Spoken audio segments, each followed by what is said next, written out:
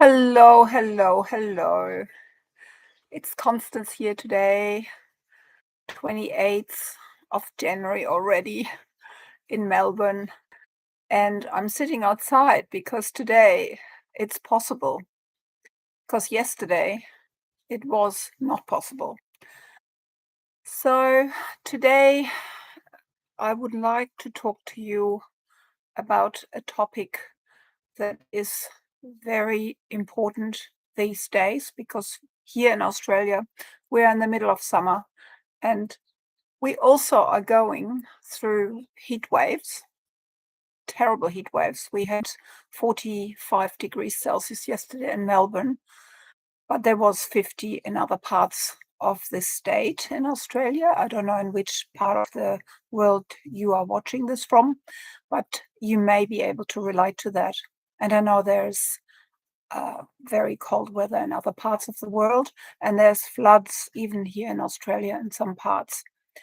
So going back to breastfeeding during a heat wave, what is important to know? And I will not just talk about breastfeeding, I will also be talking about when you are not breastfeeding, but when you are bottle feeding your baby with expressed milk, or you may even use what is called a supply line. So you're feeding your baby with extra milk from a tube at your breast, which will be a topic down the yeah in time. So this is my little baby today, and you can see he's pretty cool because he's only got a nappy and a little singlet on, and that's what I would certainly recommend when it's very, very hot. I'm going to move a little bit away so that you can see a little bit more what I'm doing here as well. So important is that when skin-to-skin contact is constantly being suggested, which is a fantastic way to be close to your baby, to create fantastic high hormone levels for your feeding. But when it's really, really hot and you are bare bosomed, and you may not even have a bra on, or the bra is somewhere up there, and your baby is close to you skin to skin, and you sweat, and your body temperature is very high, then of course your baby is going to be quite warm as well. So often there's really a lot of sweat and heat in this area, and it's uncomfortable for both of you. So what I would suggest is that you do have a layer between you and your baby in those times where it's really, really warm and hot. So either the baby has a singlet on or is wearing something really light, or you could use sort of a muslin between you and your baby so that could cover the sweat. You could also have a little bit of a sponge with lukewarm water where you can even wipe your baby off a little bit during breastfeeds or even after a breastfeed. Be aware that prams, especially when they're enclosed prams, they can create a lot of heat for babies as well and make them feel uncomfortable. Very often you will know that your baby is too hot when you feel behind their neck, they're sweaty, or even on their chest, they're really sweaty. So they could still have quite chilled feet or hands. But if this part is sweaty and that part is sweaty, then they are quite warm and quite hot. It may also be a good idea to put them down on a flat surface on the floor, on a blanket, to let them cool down, provided there is no animals or pets in the house. So that would be an opportunity to cool your baby down. Now, if you are breastfeeding, exclusively breastfeeding, or even partially breastfeeding, and your baby is less than 6 months old, there is no need to give extra water to your baby. 87% or 88% of your breast milk is water content. So that means that all the water your baby needs in those first 6 months is contained in your milk. The rest is proteins, carbohydrates, minerals, vitamins, and fat. So if your baby is more than 6 months, then of course you can offer some boiled, cooled water, either in a cup or with a teaspoon or even with a bottle. What you should expect during a heat wave or the summer months altogether is that your baby will have more frequent feeds, but not as long. Because you may have also heard that the milk changes from the beginning to the end of the feed. So when your baby has that first milk at a feed, then that milk is a little bit more diluted and has got higher water content. During the end of the feed, there's more fat. And what is important to know is that you as a mom will feel thirsty. And I would suggest that you have, wherever you live, in a house or in a flat, have a few water stations with a few bottles or glasses ready for you, so that whenever you sit down somewhere, you don't have to get up again. You can drink, that there's a bottle for you, or a jug of water that you can pour yourself some water into a glass.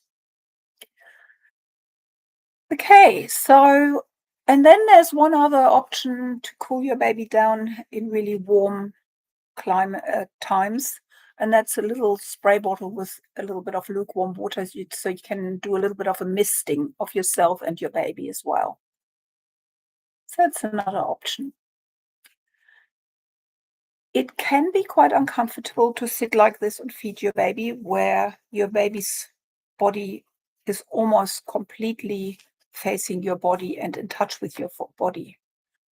So I would experiment, if you can, and lie on your bed, so that when your baby's lying on the bed next to you and you're on your side and your baby's on the side, your baby doesn't have to be absolutely touching your body. You could just have the baby's mouth touching your breast.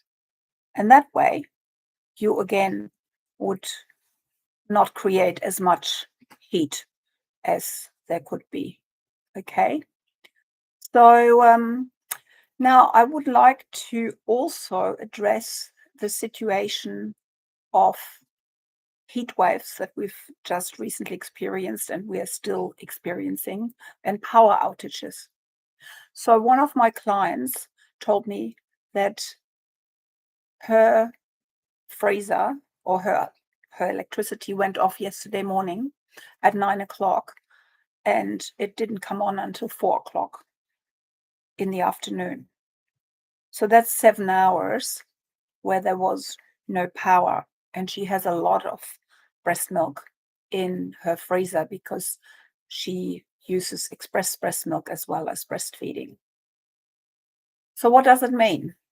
It means the best thing is not to open the freezer at all. And hopefully your freezer is also very full, because the fuller the freezer is, the better for the express breast milk. It is hopeful that your breast milk is stored in the center of the freezer, because that would be the optimal situation, because you have other frozen food around it, and then you can see that that protects your frozen breast milk. Now, I would like to make another video, possibly next week, on evacuations, because that's been happening recently here in Victoria as well. We've got shocking bushfires all around, and lots of families had to evacuate and have to evacuate. And so what do they do if they need that frozen breast milk for their baby? So the best way is to have a polystyrene container and either lots of ice packs, and put the breast milk in the center, and then maybe put some extra paper or even towels, something that keeps the whole container filled with something so that no air can get in. Or you could use dry ice. And I've just been looking that up because you could actually buy dry ice. I remember it from my days in the hospital that we had dry ice for our donated milk for the breast milk bank. But yeah, there's things you need to be aware of. So if you are in an area and you're watching this and you might be affected by natural disasters like a bushfire, it's good to be aware of these things. And now with that, I'm probably almost at the end of today's talk. Let me just say I've got a little bit of a sheet feed there. So yeah, of course, you want to know, is my breast milk still safe when the power comes back on?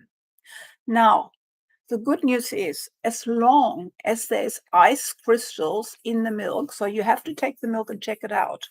So as long as there's ice crystals in the milk, it's safe to refreeze. If your milk has completely defrosted, you will need to either feed it, but it's not even safe to feed. You may actually have to just discard it, unfortunately. So that is one of the very important points for today. And now I just think that that has actually covered my talk for today completely. Yeah, so one day you may be live and watching this live and you can give me some comments. But in the meantime, you can always put comments in afterwards. So just be aware, I repeat, there's a few things that you hopefully be able to take away from today. Breastfeeding during a heat wave, your baby will have more feeds, shorter feeds. Your baby may also be a little bit irritable and unsettled like we are when we're too hot. So there is lots of other options to keep your baby cool. As I said, misting, even a bath. You could do multiple baths a day in just some tepid water, and that would cool your baby down. Avoid direct skin-to-skin contact. If you feel sweaty and your baby feels sweaty, just, as I said, have a muslin or a cloth nappy, something between you so that you have got that barrier, or your baby in a nice singlet here. So you can do that. Be aware that you would be more thirsty and that you will need to drink not excessively, but to thirst. And the other option is to make sure that your baby is hydrated well, that if your baby is really sweaty, you cool your baby down. Yeah, so that's all there is for today. Have a look on also some particular websites, parentinggenie.com.au, on how to treat your express breast milk if that's your scenario and your situation. There's also government websites on breastfeeding in emergencies. And yeah, on that note, I will see you next week. Stay safe, stay hydrated, and enjoy your baby. If you need consultations with an experienced lactation consultant like myself or a maternal child health nurse, please get on to parentinggenie.com.au. You, first of all, would find quite a few resources on our website, but you can also make appointments with us to clarify any issues that you may experience with your baby. It doesn't have to be all breastfeeding. It can be also bottle feeding or formula feeding or any kind of issues that you may have.